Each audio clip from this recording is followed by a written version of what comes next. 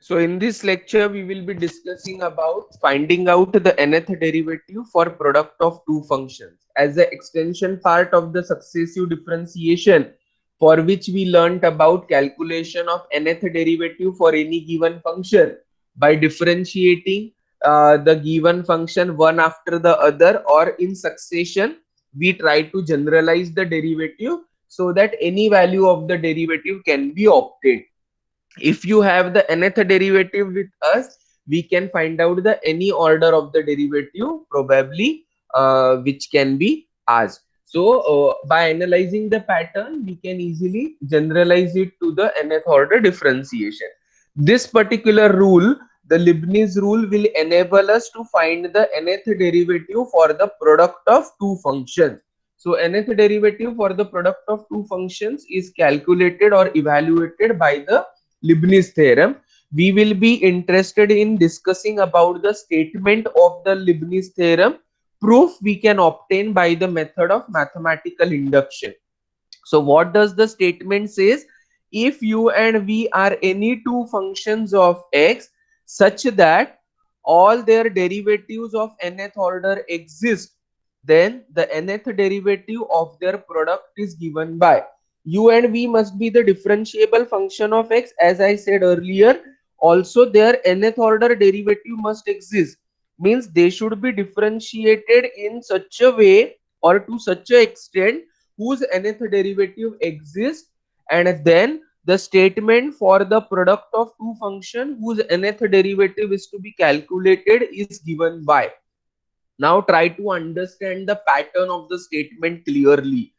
dn of u dot v. What is the product of two functions denoted by u dot v? U is a function of x, v is also function of x. The nth derivative for the function of x is given by the nth derivative for the function of for the function which is given by product of two terms, that is u dot v. So nth derivative dn of u dot v is nc0 derivative of the first and second term as it is, nc1 n minus 1th derivative of the first derivative of v. So everywhere if you see, in every term we are calculating the nth derivative. So the homogeneity of the statement is kept intact.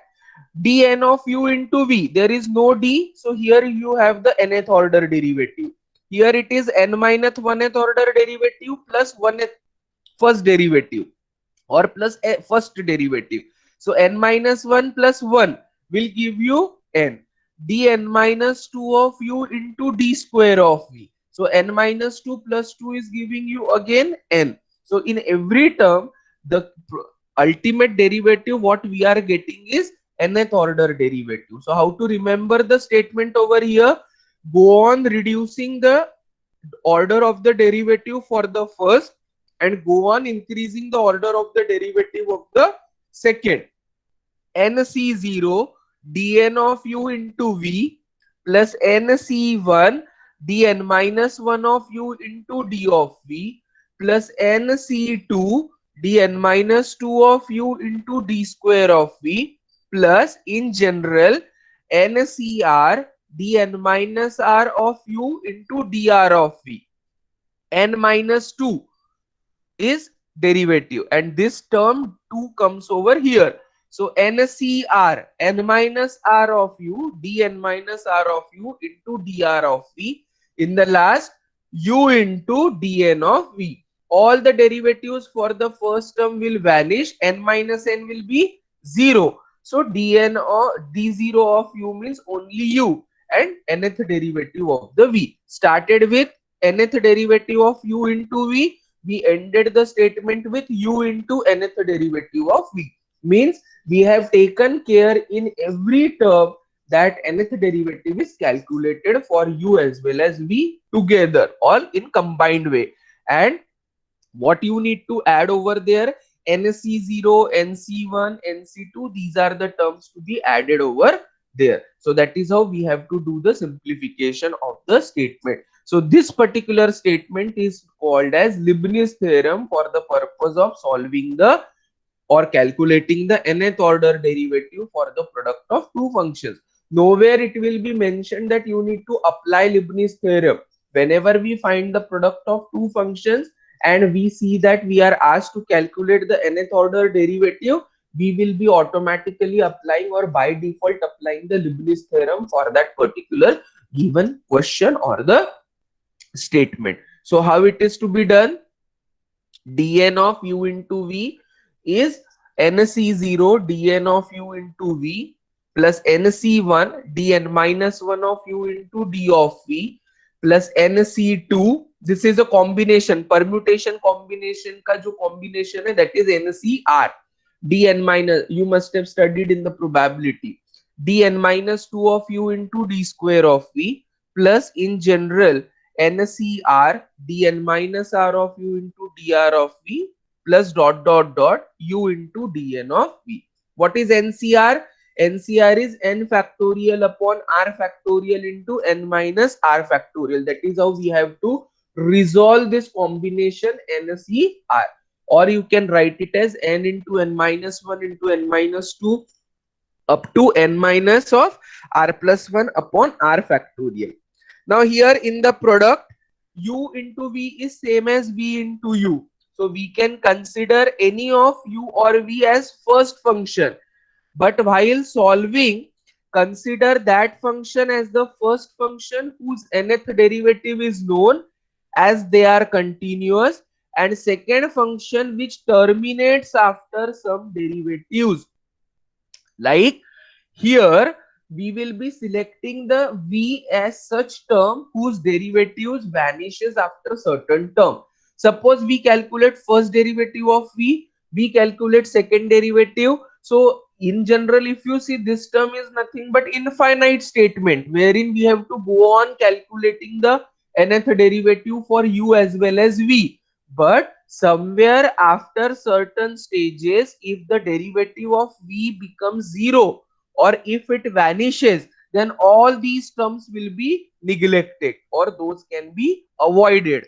Therefore, while writing down the statement or while selecting the function u and v, we have to take care that first function should be considered in such a way whose nth order derivative exists, and v, that means the second function, should be considered in such a manner so that derivatives vanishes after certain term, so that this infinite statement is restricted to or limited to certain finite statements, since the derivatives of the second term are turning out to be 0 or they are vanishing after certain terms.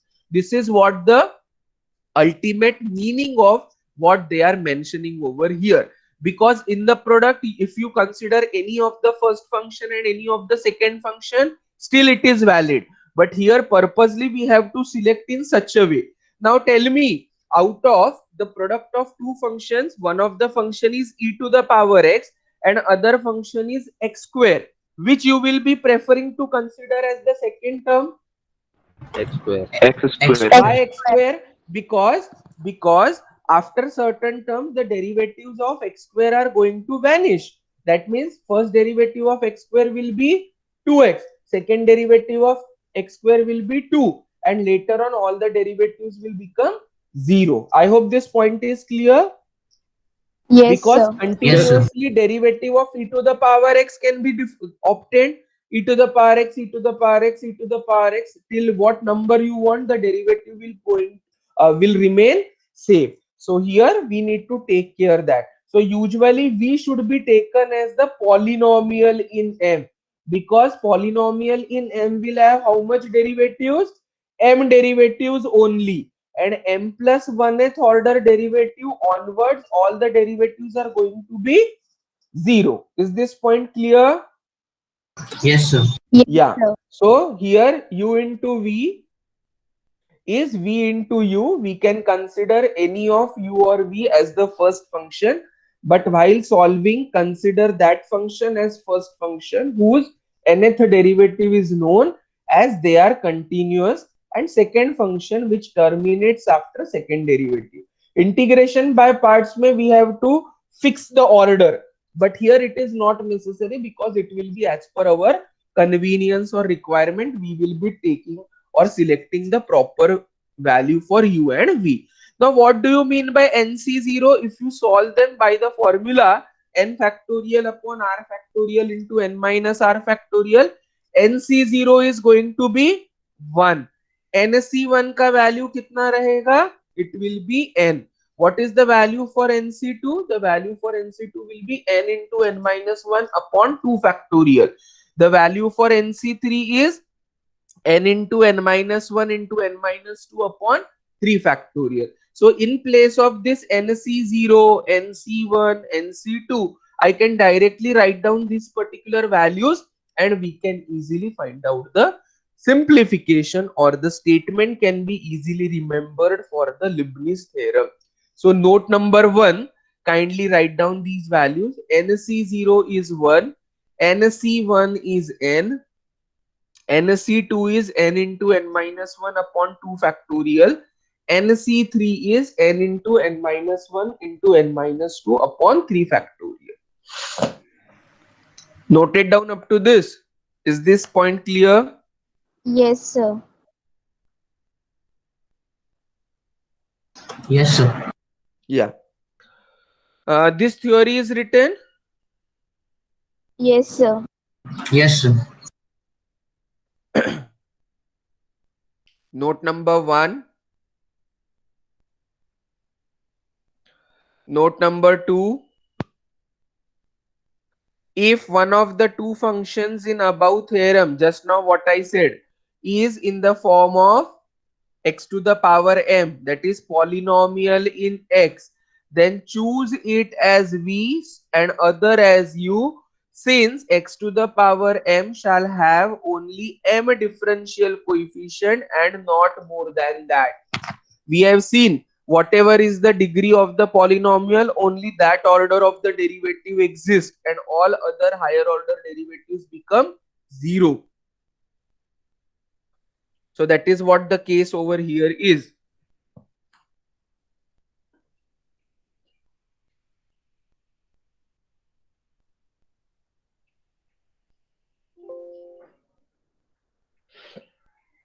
So if one of the two functions in above theorem is of the form x to the power m, that is polynomial in x, then choose it as v and other as u, since x to the power m shall have only m differential coefficient and not more than that.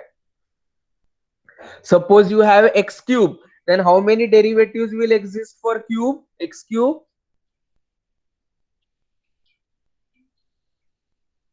3. 3 derivatives. Fourth order derivative onwards, all the values are going to be 0. So your expansion in this particular Leibniz theorem will be up to nc3 dn minus 3 of u into d3 of v. Rest all other terms are not to be written, because their derivatives are going to be 0. The third point is, always try to express the result of y1 and y2 in terms of y to establish the simplified relation. Try to express the result of y1 and y2 in terms of y so as to establish the simplified relation.